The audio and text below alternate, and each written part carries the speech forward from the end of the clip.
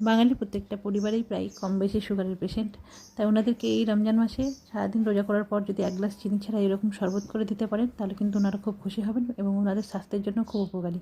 কীভাবে বানাবেন আজ বানিয়েছি আমি বেলের শরবত। প্রথমে আমি একটা বেল নিয়ে নিয়েছি, বেলটা কিন্তু পাকা হতে হবে।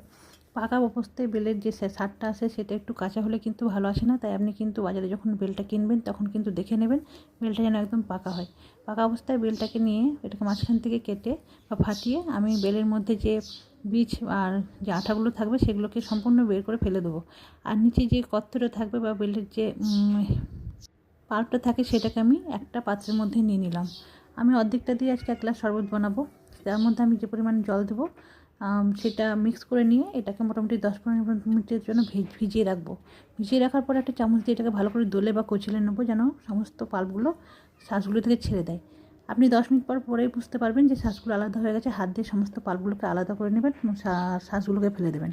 তারপর একটা মিক্সার গ্রাইন্ডার জারের মধ্যে পাল্পগুলোকে নিয়ে নেবেন আর এটাকে ভালো করে গ্রাইন্ড করে নেবেন যেন কোনো রকম দলা পাকানো বা গোটা না থাকে। এটা থাকলে কিন্তু শরবতের যে টেক্সচারটা খুব খারাপ আসে, খেতেও ভালো লাগে না, মুখের মধ্যে লাগে গোটা গোটা। তারপর আপনি একটু জল দিয়ে এটাকে মোটামুটি ভালো করে নাড়িয়ে এটাকে শরবত রেডি করে নেবেন। রেডি হয়ে গেল আমার চিনি ছাড়াই বেলের শরবত। খুব সহজেই বাড়িতে বানিয়ে নেবেন। দেখতে পাচ্ছেন, দেখতেও কিন্তু খুব অসাধারণ হয় আর খেতেও কিন্তু খুব উপকারী।